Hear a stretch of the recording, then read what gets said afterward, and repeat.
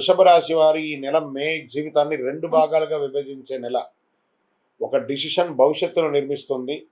మరొక తప్పు మీ యొక్క సంపాదించిందంతా కూడా తీసుకోబోతుంది. అది మీ చేతిలో ఉంది. అది మీరు ఎలా నిర్ణయించుకుంటారో అలా చేసుకోవచ్చు. గోచార గ్రహస్థితుల ప్రకారం తీసుకుంటే గురుడు మీ రాశిలో మహాశుభ ప్రభావాన్ని ఇస్తున్నాడు. శని 10వ స్థానంలో కెరియర్లో కూర్చున్నాడు. రాహు 11వ స్థానంలో, కేతువు 5వ స్థానంలో, కుజుడు 3వ స్థానంలో కూర్చున్నారు. మీ దగ్గరికి వచ్చే అవకాశాలు పెద్దవి, కానీ వాటిని పట్టుకోవడానికి మీరు మెంటలీ స్ట్రాంగ్గా ఉండడానికి ప్రయత్నం చేయండి. చాలా అద్భుతాలని పొందే అవకాశాలు ఉన్నాయి.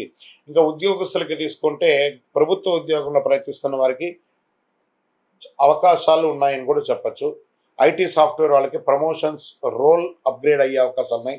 ప్రైవేట్ ఉద్యోగాల్లో రెస్పాన్సిబిలిటీస్ పెరిగే అవకాశాలు బాగా ఉన్నాయి కాబట్టి కాస్త జాగ్రత్తగా ఉండండి.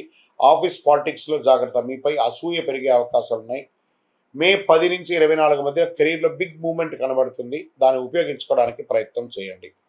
ఇంకా వ్యాపారానికి వచ్చేస్తే కొత్త ఇన్కమ్ సోర్స్ పెరుగుతాయి. మల్టిపుల్ ఇన్కమ్ సోర్స్, ఒకటే వ్యాపారం కాకుండా మల్టిపుల్గా మీరు వ్యాపారాన్ని ప్రారంభించుకునే అవకాశం ఉంటుంది. ఆన్లైన్ డిజిటల్ బిజినెస్ వారికి హ్యూజ్ బెనిఫిట్స్ అని కూడా చెప్పచ్చు.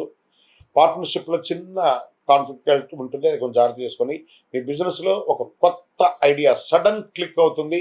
అది ఎక్కడికో తీసుకెళ్ళిపోతుంది మీ యొక్క వ్యాపారాన్ని. అది ఏముందో చూసుకోండి, అదే గ్రోత్ కీ అంటారు దాన్ని. ప్రయత్నం చేయండి. ఇంకా షేర్ మార్కెట్లో గెయిన్స్ వచ్చే అవకాశాలు స్ట్రాంగ్గా ఉన్నాయి. క్రిప్టో కొంచెం రిస్క్ అని చెప్పచ్చు. లాంగ్ టర్మ్ ఇన్వెస్ట్మెంట్ చాలా బాగుంటుంది. మ్యూచువల్ ఫండ్స్ చాలా బాగుందని కూడా చెప్పచ్చు. గ్రీడ్ వల్ల లాస్ అయ్యే అవకాశాలు కూడా ఉంది. ఎక్కువ గ్రీడ్కి వెళ్ళకండి. కొంచెం ఆలోచించి 52 వీక్స్ లోన్ హై చూసుకొని లాంగ్ టర్మ్ ఇన్వెస్ట్కి ఎక్కువ ప్లాన్ చేయండి. ఈక్విటీస్, ఫ్యూచర్స్ అంతా వద్దు.